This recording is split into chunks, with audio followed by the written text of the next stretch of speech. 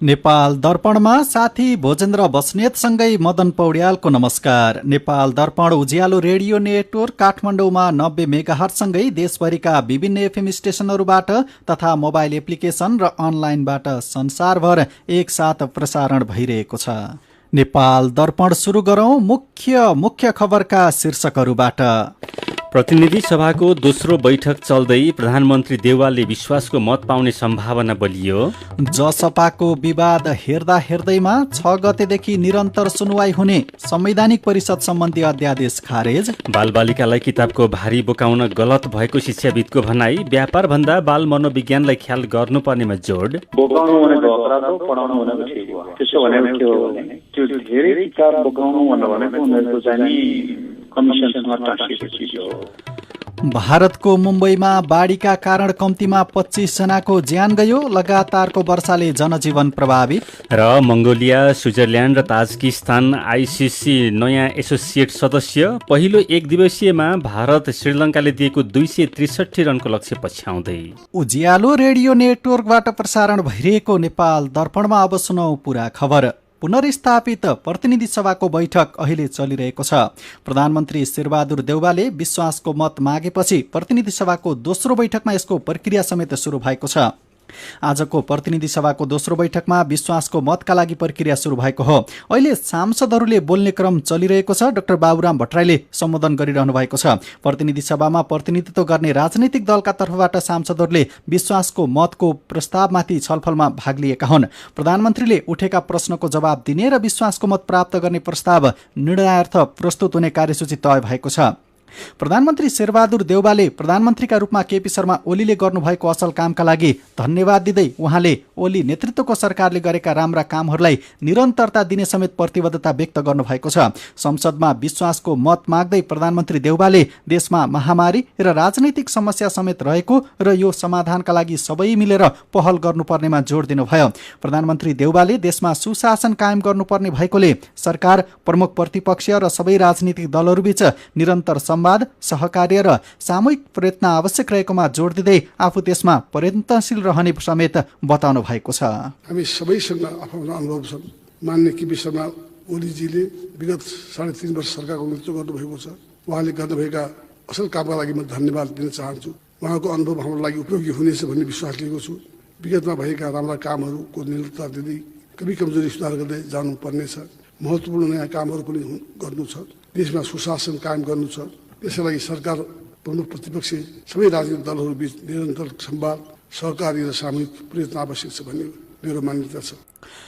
नेकपा एमालेका नेता तथा प्रतिनिधि सभा सदस्य प्रदीप कुमार गेवालीले संविधानको धारा 76(5) को अपव्याख्या गरेर शेरबहादुर देउवालाई प्रधानमन्त्री नियुक्त गरिएको बताउनु भएको छ। प्रतिनिधि सभाको दोस्रो बैठकमा सांसद गेवालीले प्रधानमन्त्री शेरबहादुर देउवालाई संविधानको धारा 76(5) को अपव्याख्या गरेर प्रधानमन्त्री नियुक्त गरिएको बताउनु भएको हो। नेपालको संसदीय इतिहासमा दलहरूको विभाजनले सरकारहरू गिराउने, लोकतन्त्र कमजोर गर्ने र संसदीय व्यवस्थाप्रति नै वितृष्णा जगाउने इतिहास स्थापित भएको उहाँले टिप्पणी गर्नुभयो।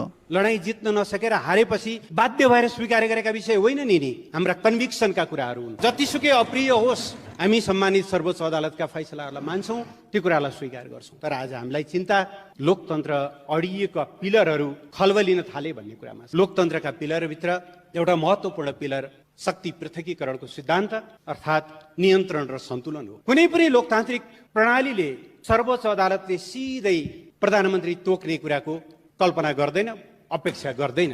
आज हामी यो विषय राष्ट्रिय राजनीतिमा छिराइरहेका छौँ।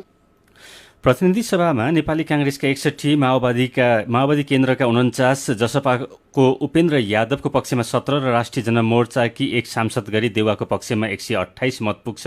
प्रतिनिधि सभामा अहिले कायम रहेका कुल 271 सदस्यमध्ये बहुमत पुर्याउन प्रधानमन्त्री देउवालाई 136 मत आवश्यक पर्छ। एमालेको माधव नेपाल समूहको कम्तीमा 8 मत पाएमा उहाँले विश्वासको मत पाउनुहुन्छ। नेपालसहित उहाँ पक्षका धेरै सांसदले देउवालाई विश्वासको मत दिने बताएका छन्। जसपाको महन्त ठाकुर पक्षका सांसदले समेत देउवालाई विश्वासको मत दिने बताएकाले देउवालाई सजिलै विश्वासको मत जुट्ने सम्भावना छ। जनता समाजवादी पार्टी जसपाका अध्यक्ष महन्त ठाकुरले प्रधानमन्त्री शेरबहादुर देउवालाई विश्वासको मत दिने बताउनु भएको हो, तर त्यसका लागि आफ्नो पार्टीले उठाउँदै आएको माग पूरा हुनुपर्ने उहाँको भनाइ छ। यस्तै नेकपा माओवादी केन्द्रका अध्यक्ष पुष्पकमल दाहाल प्रचण्डले प्रधानमन्त्री शेरबहादुर देउवाको विश्वासको मतको प्रस्तावमाथि समर्थन जनाउनु भएको छ। प्रतिनिधि सभा बैठकमा विश्वासको मत सम्बन्धी प्रधानमन्त्री देउवाले राखेको प्रस्तावमाथि प्रचण्डले समर्थन जनाउनु भएको हो। प्रस्तावमाथि समर्थन जनाउँदै अध्यक्ष प्रचण्डले 2/3 प्रधानमन्त्रीले पटक पटक संसद विघटन गर्ने र देशलाई दुर्घटनामा धकेल्ने पहिलोपल्ट प्रयास भएको बताउनुभयो। उहाँले यस्तो दुर्दशा यति छिटो देख्नुपर्ने थाहा भएको भए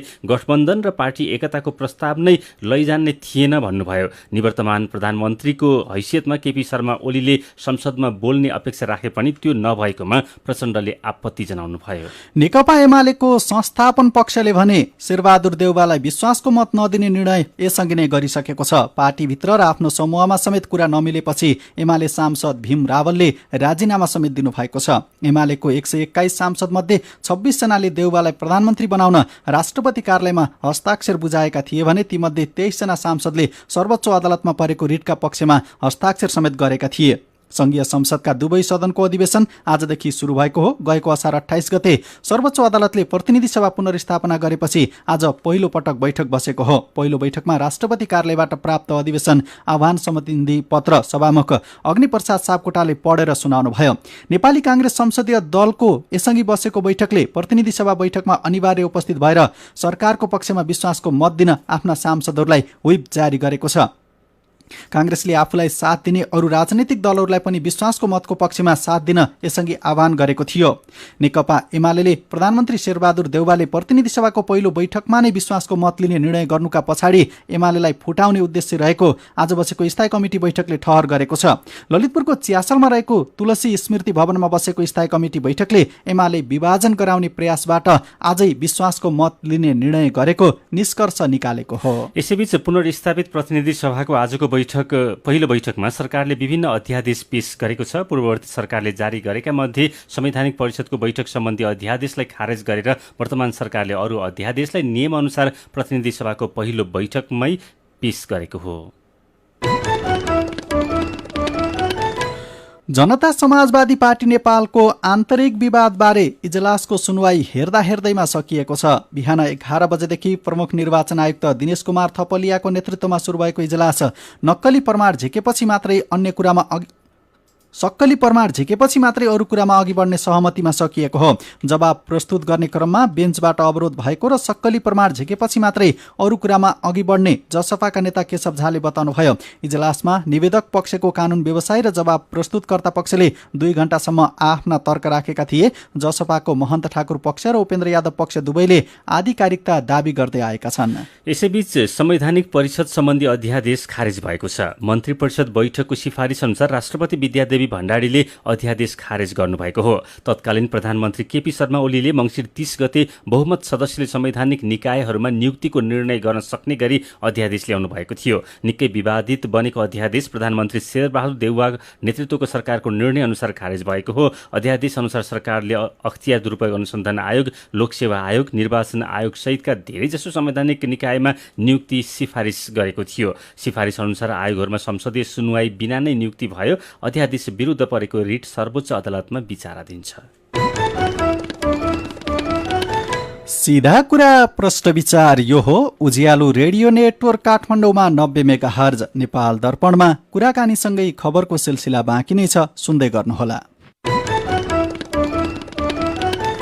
तपाईँ अहिले रेडियो, मोबाइल एप्लिकेसन र अनलाइनबाट प्रसारण भइरहेको उज्यालो रेडियो नेटवर्कको नेपाल दर्पण सुन्दै हुनुहुन्छ।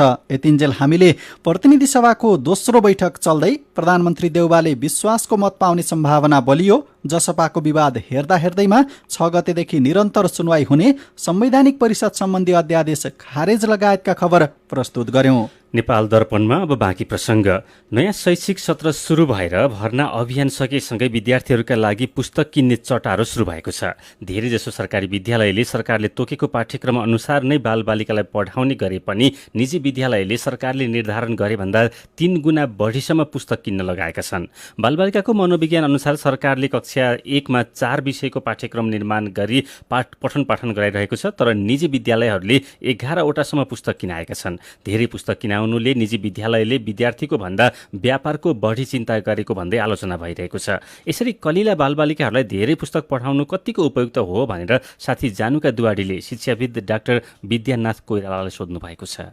बोकाउनु भनेको अपराध हो, पढाउनु भनेको ठिक हो। त्यसो भनेको के हो भने त्यो धेरै किताब बोकाउनु भनेको उनीहरूको चाहिँ नि कमिसनसँग टाँसिएको चिज हो। केटाकेटीहरूलाई धेरैभन्दा धेरै जानकारी दिने भनेको चाहिँ पायो हो। त्यसको निम्ति के गर्न सकिन्थ्यो भनेदेखि मूल किताबहरू हुन्छन् नि, न्यूनतम नभइकन नहुने 2टा 3टा 4टा 5वटा कतिवटा किताब हो, त्यो किताब चाहिँ नि न्यूनतम चाहिँ केटाकेटीहरूलाई साथमा बस्न दिने, बाँकी किताब चाहिँ पुस्तकालयमा राखिदिने। अनि त्यसो भइसकेपछि त्यो पुस्तकालयमा केटाकेटीहरूले थरीका किताबहरू हेरौँ, पल्टाउन्, के गरौँ, त्यो किसिमको गर्नु जाने उपयुक्त हुन्थ्यो।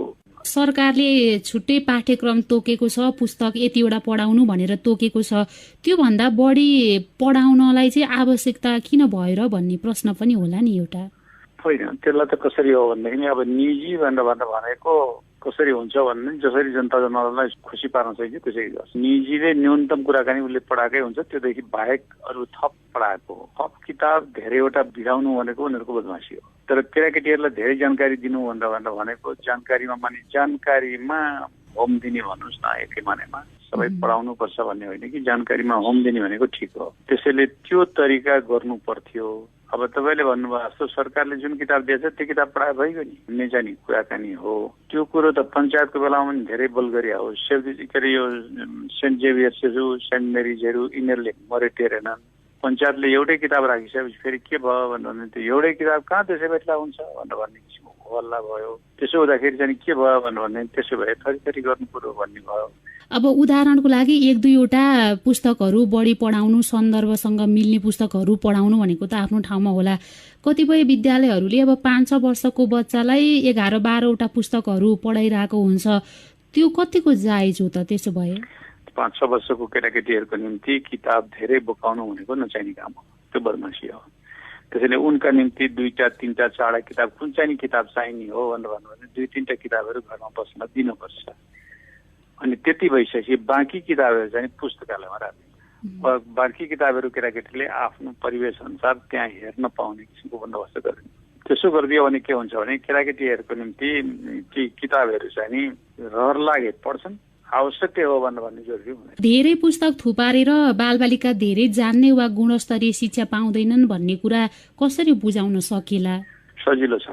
वास्तवमा त्यो कस्तो रहेछ भनेदेखि एउटै कुराबाट बहुविषयक जानकारी दिने किसिमको कला हुने हो भने केटाकेटीहरूलाई ती किताबहरू चाहिँ रेफरल किताब भनौँ न, रेफरल भन्नाले मन लाग्यो है पढ्न पाउने किसिमको किताब गराइदिने हो भने सजिलो छ। जस्तो उदाहरणको लागि भनौँ न, उनीहरूले घरमै गरेका कामहरू भात खाँदैखेरि थालमा राखेको चिजबिजहरूले भात खाँदै गरेका छन्। भात खाँदाखेरि दाल होला, तरकारी होला, अचार होला, के होला। सन्तुलित खाना त त्यसै पढिरहन्छन् नि, त्यो सन्तुलित खानाको छुट्टै किताब पनि चाहियो। तिनीहरूलाई यदि धेरै कुरा जान्नु पर्यो भने त्यहाँ विज्ञानको किताब छ त्यहाँनिर हेर, त्यहाँ गणितको किताब छ त्यहाँनिर हेर, त्यहाँ सामाजिकको किताब छ त्यसै हेर, त्यो चाहिँ अर्को किताब छ त्यसरी हेर भनेर पुस्तकालयमा राखिदियो भने अनि के हुन्छ भन्दा केटाकेटीहरूको निम्ति थप जान्न चाहनेलाई थप जानकारी हुन्छ, थप जान्न नचाहने केटाकेटीको निम्ति त्यति भए पनि काम चल्छ। अनि तपाईँले भन्नुभएको न्यूनतम कुराकानी पनि भयो, अधिकतम दौडिनु पर्ने।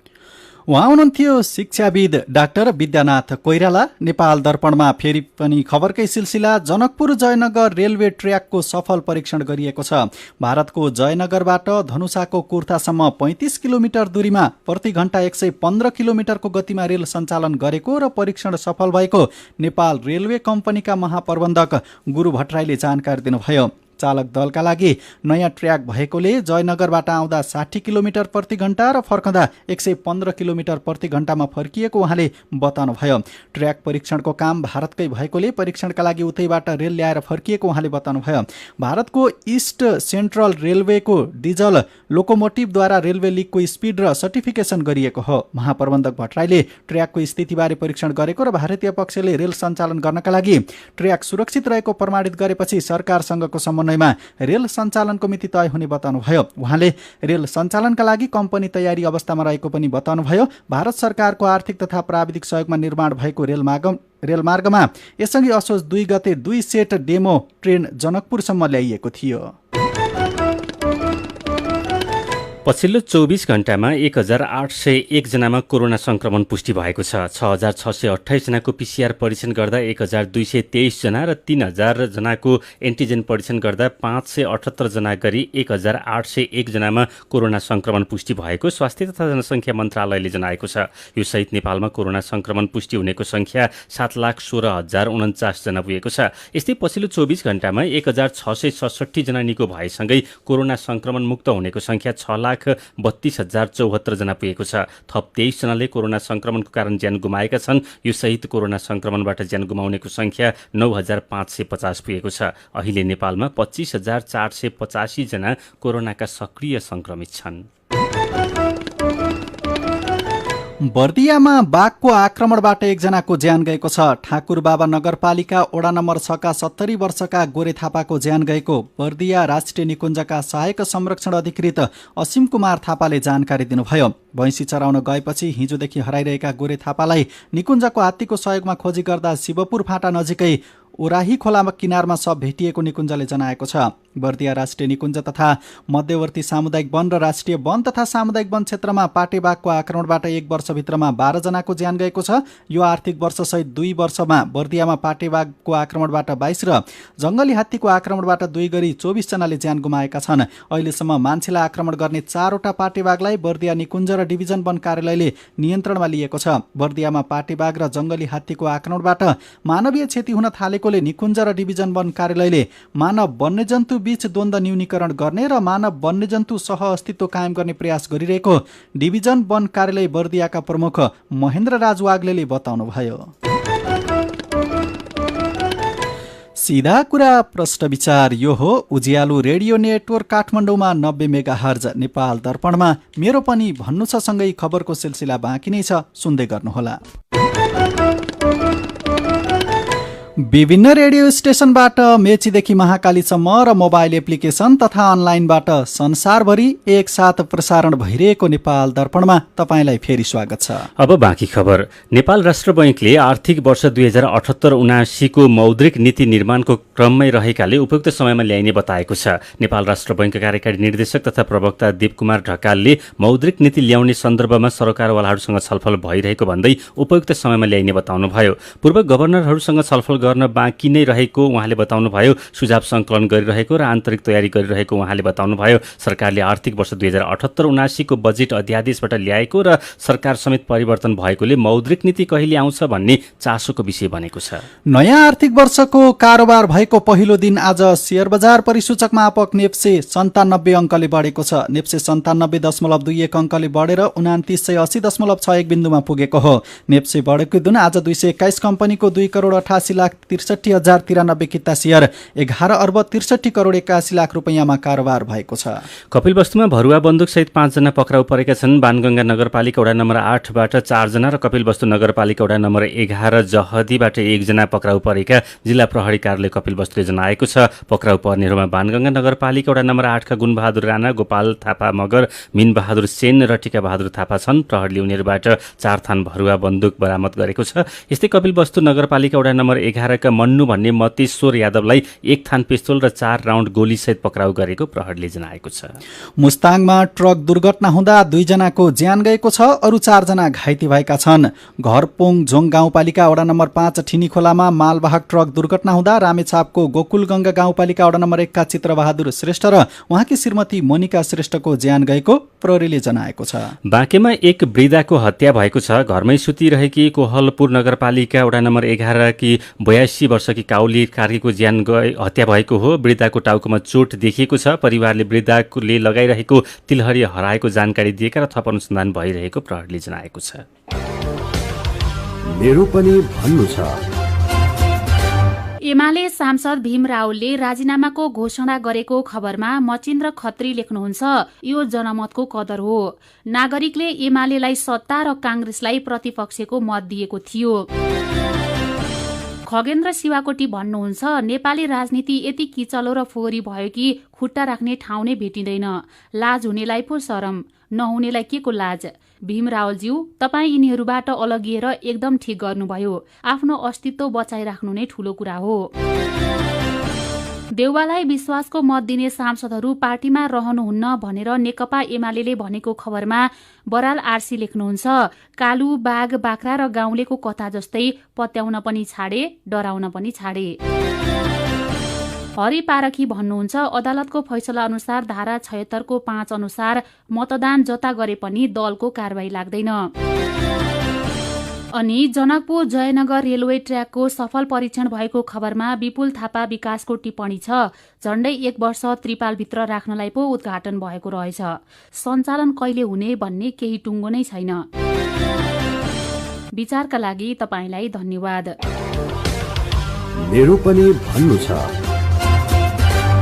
मेरो पनि भन्नु छ प्रस्तुत गर्दै हुनुहुन्थ्यो साथी जानुका दुवाडी। नेपाल दर्पणमा अब विदेशको खबर। भारतको मुम्बईमा बाढीले घर भत्काउँदा कम्तीमा 25 जनाको ज्यान गएको छ। बाढीका कारण भत्किएका घरको पर्खालले च्यापेर 17 जना र बाँकी केहीको अरू ठाउँमा ज्यान गएको हो। कम्तीमा 7 जना घाइते भएका छन्। लगातार ठूलो पानी परेको र बाढी बस्तीमा पसेको छ। बाढीले घरसहित भौतिक संरचनामा क्षति गरेको छ। बाढीले रेल सेवा लगायतका यातायात सेवा बन्द हुँदा हजारौं मानिस अलपत्र परेका भारतीय सञ्चार माध्यमले जनाएका छन्। उद्धारकर्ता प्रभावित क्षेत्रमा खटिएका छन्। भारतको दिल्ली, उत्तर प्रदेश र हिमाचल प्रदेशमा पनि ठूलो वर्षाको सम्भावना रहेको भारतको मौसम विभागले चेतावनी दिएको छ।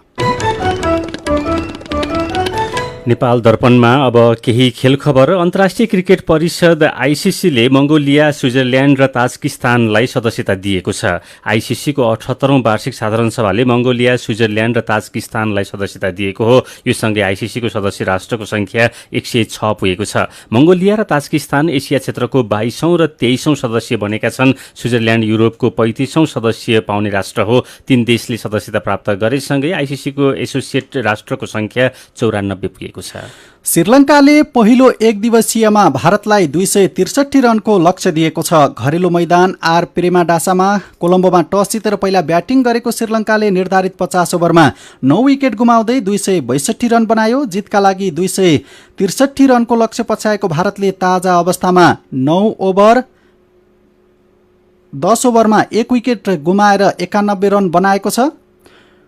त्यसैगरी श्रीलङ्काका चामिका करुणारत्नेले 43 रनमा अभिजित रहे। कप्तान दासुना सनाका 39 रन र चरिथ असलङ्काले 38 रन जोडे। भारतका कुलदीप यादव, युवजेन्द्र चाहल, दीपक चाहरले 2-2 विकेट लिए। भारतीय टोलीको कप्तानी शिखर धवन र श्रीलङ्काको दासुन सनाकाले गरेका छन्। 3 एक दिवसीय र 3 2020 खेलका लागि भारत श्रीलङ्का भ्रमणमा छ। भारतको पहिलो रोजाइको टोली भने टेस्ट श्रृङ्खलाका लागि इङ्ल्यान्डमा छ। यसैबीच पाकिस्तान र इङ्ल्यान्ड बीचको दोस्रो T20 अहिले लिड्समा चलिरहेको छ। टस हारेर पहिला ब्याटिङ गरेको इङ्ल्यान्डले ताजा अवस्थामा 15 ओभर 1 बलमा 5 विकेट गुमाएर 160 रन बनाएको छ। पहिलो खेलमा 31 रनले विजयी पाकिस्तानले 3 खेलको श्रृङ्खलामा 1-0 को अग्रता बनाएको छ। पाकिस्तान दोस्रो जितका साथ श्रृङ्खला 1 खेल अगावि जित्न चाहन्छ भने घरेलु टोली इङ्ल्यान्डलाई श्रृङ्खला जोगाइराख्न आज जित्नै पर्ने दबाव छ।